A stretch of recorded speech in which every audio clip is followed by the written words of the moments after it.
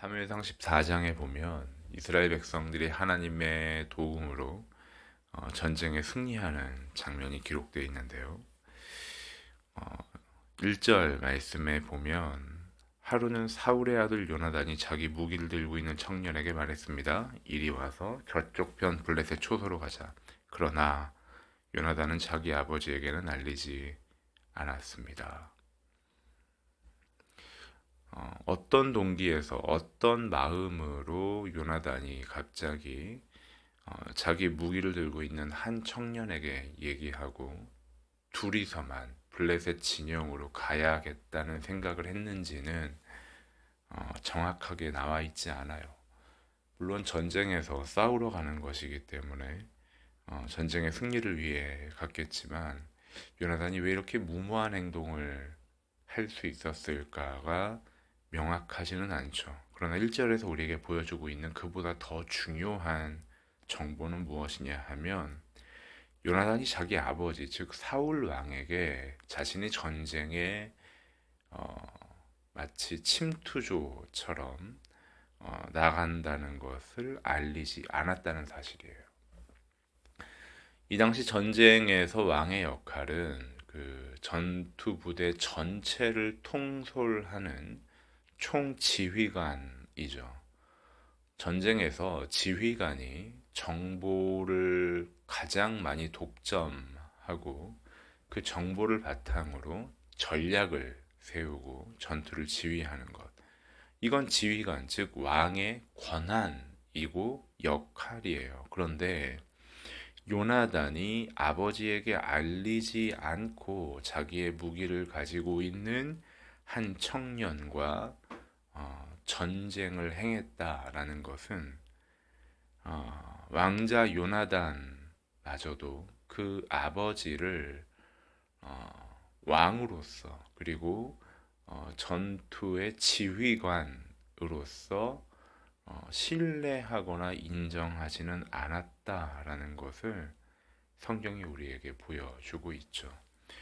사울 왕의 왕권의 무너짐은 그리고 이스라엘 백성들의 특히 전쟁에 있어 이스라엘 군대에게서 신뢰를 받지 못하는 리더였음이 사무엘상 14장 1절에서 우리에게 단적으로 보여지고 있어요. 사울 왕은 그 아들 요나단에게조차 왕으로서 그리고 전쟁의 총지휘관으로서 인정받지 못하고 있어요.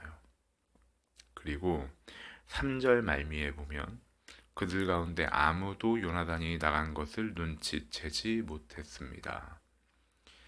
지금 일반 병사 한두 명이 나간 게 아니에요.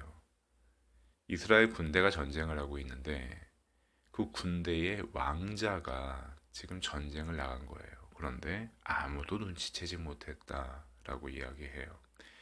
이스라엘 군대가 굉장히 체계적이라거나 잘 훈련되어 있다거나 잘 정비되어 있는 군대가 아니라는 걸 보여주죠. 즉 사무엘상 14장에 기록되어 있는 전쟁의 기록은 이스라엘 군대의 강함이라 그들이 체계적이었기 때문에 승리했다를 보여주는 게 아니라 지휘관도 인정을 받지 못하고 있는 상황이었고 그리 많지 않은 2절에 보면 600명쯤 되는 사람들이라고 표현하는 그리 많지 않은 군대의 인원인데도 그 왕자가 나가는 것조차 파악하지 못하는 그런 형편없는 군대인데도 하나님께서 승리를 주셨다라는 것을 사무엘상 14장은 우리에게 보여줘요.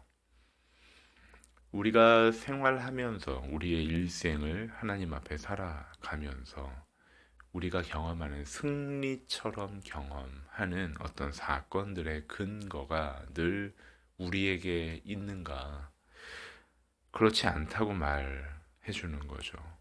마치 우리의 삶이 그리고 우리의 공동체가 우리의 가정이 어쩌면 우리의 교회가 잘 훈련되어 있는 공동체 같지 않고 어떤 질서가 무너져 있는 것처럼 보인다 할지라도 그 속에서 하나님께서는 마치 어떠한 한계 속에서도 자유롭게 행동하시는 것처럼, 그리고 실제로 그렇게 우리의 삶에 당신의 뜻을 관철시키실 수 있는, 나타내실 수 있는 분이라는 거죠.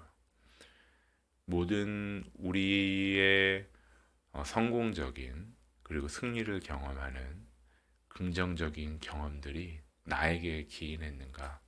그렇지 않다라고 말해주고 있어요.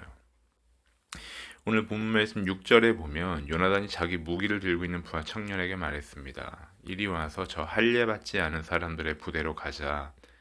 여호와께서 도우시면 우리는 승리할 수 있다. 여호와의 구원은 사람의 많고 적은 것에 달려 있는 것이 아니기 때문이다.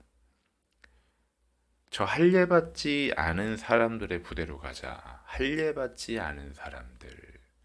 창세기 17장에 보면 할례는 하나님의 언약 안에 있다는 분명한 증표였죠.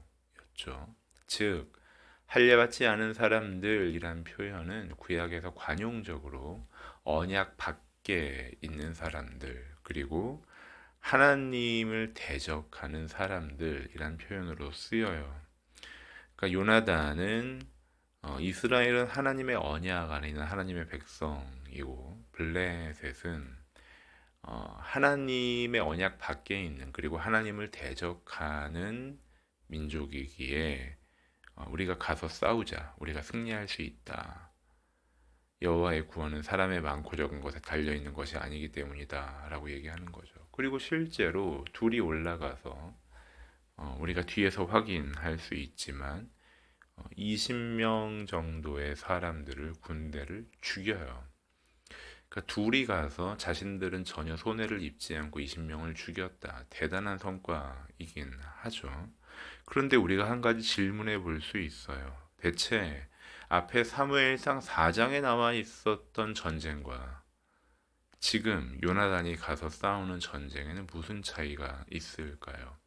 사무엘상 4장에 보면 그들이 여호와의 궤, 즉 법궤를 옮겨와서까지 전쟁에 승리하고자 했던 하나님을 전쟁의 가장 중요한 존재로 인정했지만 그들은 법궤를 가지고 와서도 더 큰 처참한 패배를 경험하고 법궤까지 빼앗겼던 것을 우리가 앞에서 살펴봤죠. 그렇다면 사무엘상 4장에서도 여호와의 궤를 가지고 와서 이 전쟁이 하나님께 속했다라고 그들이 상징적으로 표현했는데 왜 거기서는 처참하게 패배하고 사무엘상 14장에서는 요나단과 그의 무기를 가지고 있는 한 청년, 즉 둘이 가서 전쟁에 승리할 수 있었을까요? 구약 성경 예레미야 7장 4에서 11절까지의 말씀입니다. 이것이 여호와의 성전이다, 여호와의 성전이다, 여호와의 성전이다 라고 하는 거짓말들을 믿지 말라. 만약 너희가 참으로 너희 행동과 너희 행위를 올바르게 하고 이웃 사이에 참으로 정의를 행한다면, 만약 너희가 이방 사람과 고아와 과부를 억압하지 않으며 이곳에서 죄 없는 피를 흘리지 않는다면, 그리고 너희가 다른 신들을 추종해서 스스로 재앙을 초래하지 않는다면, 그러면 내가 너희를 이곳 곧 내가 너희 조상들에게 영원토록 준 이 땅에서 살게 할 것이다. 그러나 보라, 너희가 쓸모없는 거짓된 말들을 믿고 있다. 너희가 도둑질하고 살인하고 간음하고 거짓 맹세하고 바알에게 희생 제물을 태우고 너희가 알지 못하는 다른 신들을 추종하고서 내 이름으로 불리는 이 집 내 앞에와 서서 이 모든 가증한 일들을 하기 위해 우리가 구원받았다고 말하겠느냐? 내 이름으로 불리는 이 집이 너희가 보기에 강도들의 소굴이랬느냐? 내가 똑똑히 지켜보고 있다. 여호와의 말이다. 하나님께서는 예레미야 선지자를 통해 성전에 모여 제사를 지내는 이스라엘 백성들에게 이렇게 외치게 하죠.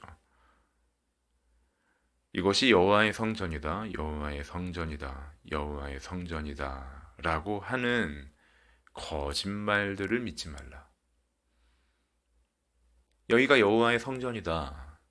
이곳이 교회다. 너희가 성도다. 너희가 모인 것이 거룩한 모임이다. 공회다. 성회다. 라고 말하는 거짓말을 믿지 마라. 왜요? 그들은 여호와 앞에 나와서 하나님의 이름을 불렀고 그리고 제사를 드렸지만 예레미야 7장 말씀에 보면 그들의 행위가 올바르지 않았고 이웃 사이에 정의를 행하지 않고 이방 사람과 고아와 과부로 상징되는 가장 약하고 힘없는 사람들을 억압했으며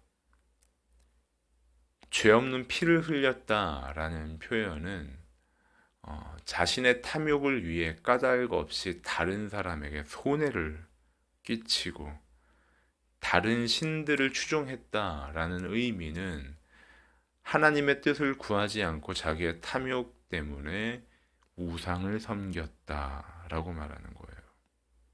그리고 6절에 보면 그들이 했던 구체적인 행위들이 나오죠. 도둑질, 살인, 간음, 거짓 맹세, 바알에게 바치는 희생 제물, 알지 못하는 다른 신들에 대한 추종, 이 모든 것이 이스라엘에게 있었다라고 하는 거예요. 하나님의 성전이다, 여호와의 성전이다라고 말하는 성전에 모여 제사를 드리면서도, 즉 그들이 제의적인 요소, 오늘로 말한다면 일요일마다 교회에 와서 헌금을 하고 예배 시간을 지키고 봉사를 하고 설교를 듣고 기도를 하면서도 행위가 올바르지 않고 이웃 사이에 정의를 행하지 않고 이방 사람과 고아와 과부로 상징되는 가장 약한 사람들을 긍휼히 여기지 않을 뿐 아니라 오히려 약한 사람에게 함부로 대하고 함부로 말하고 억압하고 까닭 없이 이웃에게 손해를 끼치고 하나님의 뜻을 들으려 하지 않고 말 못하는 우상에게 무엇인가를 바치듯이 우리의 제의적인 행동을 하고 있다면 그것이 어떻게 하나님의 성전에 모이는 것이 될 수 있냐라고 말하는 거죠. 그러면서 11절에서는 이렇게 말씀하시죠. 내 이름으로 불리는 이 집이 너희가 보기에 강도들의 소굴이랬느냐. 강도라는 뜻은 자기의 것이 아닌 것을 취하는 자들, 얻으려 하는 자들이 강도이죠. 하나님의 집에 와서 하나님에게 하나님의 뜻을 구하며 자녀된 우리가 얻는 것을 강도라고 말하지 않죠.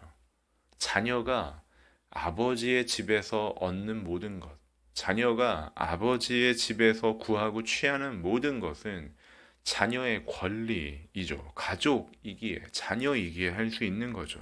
그런데 하나님께서 여호와의 성전에서 이루어지는 그들의 제의적인 행위들을 보며 이곳이 어떻게 강도들의 소굴이 됐냐라고 말씀하시는 건 너희와 나 사이에 실제로 아버지와 자녀 사이와 같은 관계가 있느냐. 아버지와 자녀 사이라면 그 아버지를 보고 따라야 마땅한데 너희에게 그 따름이, 그 정의가, 그 긍휼이, 그 자비로움이 좀처럼 보이지 않는다. 그렇다면 너희가 나의 성전에 모여 나를 찾고 나의 이름을 부르고 내 앞에 제물을 드리고 제의적인 행위를 완성한다 해도 그것은 강도들의 소굴로 나의 성전을 만드는 것과 다름없다라고 말씀하시는 거예요. 즉 사무엘상 4장에 나와 있었던 그 전쟁, 여호와의 궤를 가지고 왔지만 처참하게 패배했던 그 전쟁은 하나님의 뜻을 행하는 우리의 현실이 없이 이스라엘 백성들의 구체적인 하나님에 대한 순종이 없이 그저 법궤를 가지고 오면 전쟁에 승리할 것이다. 나의 어떠한 행동으로 하나님의 임재와 하나님의 도움을 당겨올 수 있다라고 여기는 그들의 그 불충함, 그들의 그 무지함, 그들의 그 악함이 전쟁에서 처참한 패배를 하게 했다는 거죠. 우리가 하나님의 이름을 믿는다. 전쟁은 여호와께 속했다라고 말하는, 즉 선포하는 행위가 우리 삶의 승리를 보장해 주지 않는다라고 성경은 말해주고 있어요. 우리의 삶에 끊어내야 하는 것들, 도둑질과 간음과 거짓말과 우리 삶에 분명히 끊어내야 하는 것들에 우리가 구체적인 영적 씨름을, 영적 전쟁을 하지 않으면서 하나님의 이름만 찾고 있다면, 이방인과 고아와 과부로 상징되는 우리의 이웃들 중에 오늘의 현실 속에 약한 자들을 긍휼히 여기지 않고 그들의 편에 서지 않으면서 하나님의 백성이라고 말하고 있다면, 우리가 전쟁은 여호와께 속했다, 여호와의 구원은 사람의 많고 적은 것에 달려 있는 것이 아니다 라고 말한다 할지라도, 우리의 도움은 여호와에게 있다 라고 말한다 할지라도, 여호와께서 도우시면 우리는 승리할 수 있다 라고 우리가 간절히 부르짖고 선포한다 할지라도, 우리의 삶에 하나님이 주시는 승리를 경험하는 것은 마치 도둑이 자신의 집이 아닌 곳에 들어가서 마음껏 무엇인가를 취하겠다고 하는 것과 아무런 차이가 없다라고 하나님께서는 성경을 통해 우리에게 말씀해 주시죠. 하나님이 도우시면, 여호와가 도우시면 우리가 승리할 수 있다라는 고백은 그 여호와 하나님을 우리의 아버지로 알고 믿고 실제로 순종하여 우리의 삶에 하나님이 기뻐하시는 삶의 열매들이 맺히는 행위로 여호와께서 도우시면 승리할 수 있다라는 말을 하는 것이지, 그 행위가 결여된 채 여호와가 도우시면 승리할 수 있다라고 말하는 것은 마치 아무런 힘이 없는 말과 아무런 힘이 없는 무기를 가지고 전쟁에 나아가는 것과 하등 차이가 없다는 거죠. 오늘 본문 말씀을 보면 11절 이하에서는 요나단이 그 청년과 함께, 무기를 가진 청년과 함께 하나님의 징표를 구하고 전쟁에 나가서 승리하는 장면이 기록되어 있어요.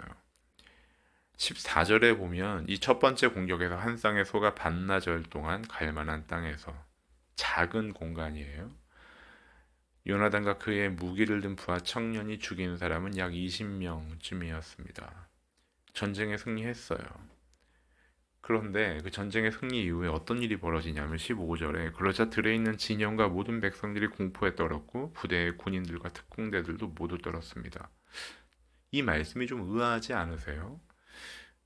한 쌍의 소가 반나절 동안 갈 만한 땅이란 표현은 굳이 오늘날의 어떤 공간적인 개념으로 환산한다면 작은 초등학교의 운동장 반도 안 되는 크기예요.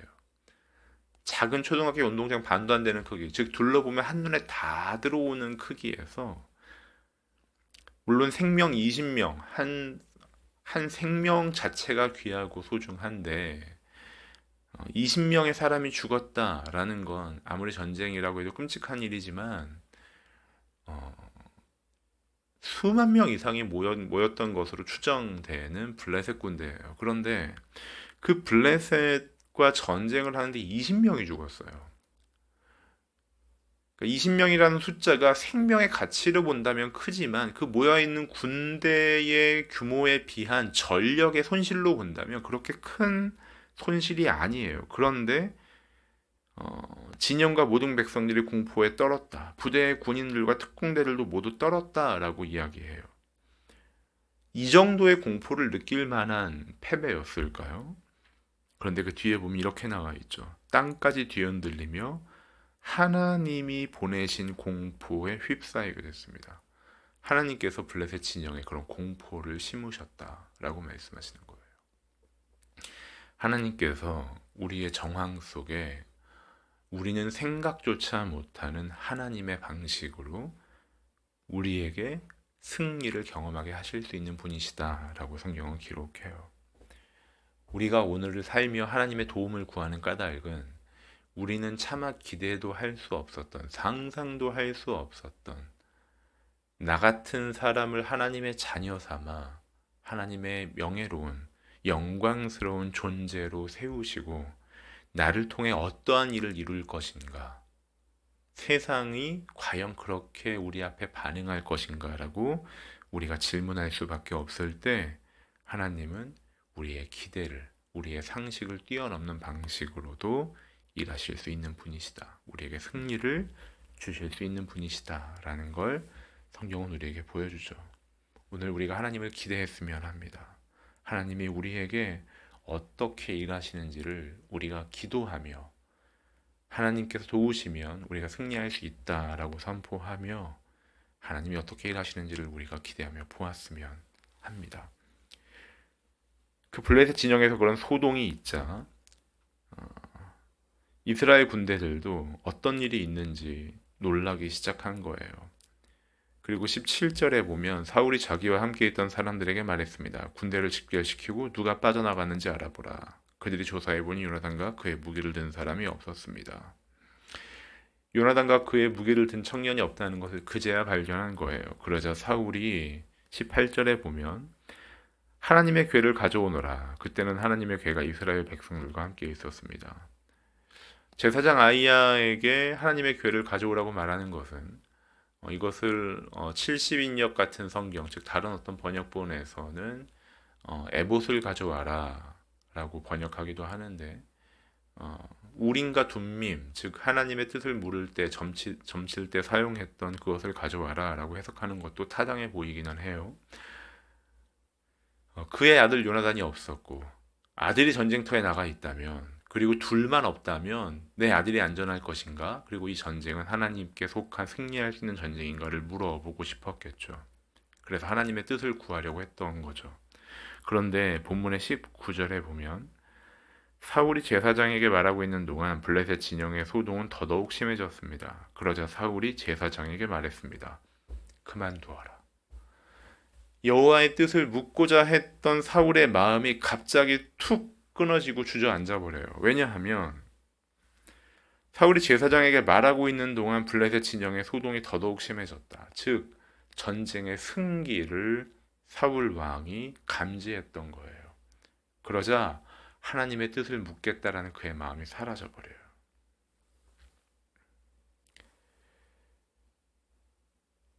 전쟁에 승리할 기운이 보이자 하나님의 뜻을 물으려 했던 마음을 잃어버리는 사울. 그 아들의 안전이 궁금했고 전쟁의 승리가 궁금했지만 상황을 보니 이길 것 같자 그는 하나님의 뜻을 묻지 않고 하나님에게 듣지 않고 상황의 변화와 자신의 판단에 따라 행동하는 모습을 보여주고 있죠. 그는 사무엘을 통한 하나님의 질책을 받았어요. 왕이 어떻게 이렇게 어리석은 행동을 했냐라고 앞에 13장에서 질책을 받았던 사울이에요. 그런데 14장에서 보이는 사울의 모습은 여전히 어리석은 삶의 자리를 벗어나지 못하고 있어요. 하나님의 뜻을 구함이 없이 그는 자신의 판단대로 전쟁에 승리할 수 있다고 믿고 있죠. 잠언 27장 22절에 보면 어리석은 사람은 절구에 놓고 나달과 함께 공의로 찌을지라도 그 어리석음은 벗겨지지 않는다. 어리석은 태도는 좀처럼 바뀌지 않는다 라고 이야기해요. 왜냐하면 어리석음은 삶의 태도이기 때문에, 삶의 선택이기 때문에 지금껏 살아왔던 삶의 습관이 그의 삶의 결론처럼 맺어져 있는 것이기 때문에 한 번의 결심으로 몇 번의 간절한 기도로 달라지지 않아요. 우리의 어리석음은 하나님 앞에 매일 무릎 꿇으며 내가 하나님 앞에 어떤 존재인지를 돌아보며 겸손하게 그분의 뜻을 구할 때 우리가 벗어낼 수 있는 거지. 하나님의 은혜가 없이는, 그분의 뜻을 구하는 우리의 습관이 없이는, 우리의 판단과 이 정황대로 결정해 버리는 우리의 어리석은 습관은 사울 왕과 하등 차이 없이 저와 여러분에게도 발견될 수 있는 모습인 거예요. 하나님의 뜻을 구하려 하다가도 그 정황이 자신이 바라는 대로 돌아가자 하나님의 뜻을 구하기를 바로 멈춰버리는 사울의 모습에, 그 모습이 어쩌면 그렇게도 저의 모습과 비슷한지 모르겠어요.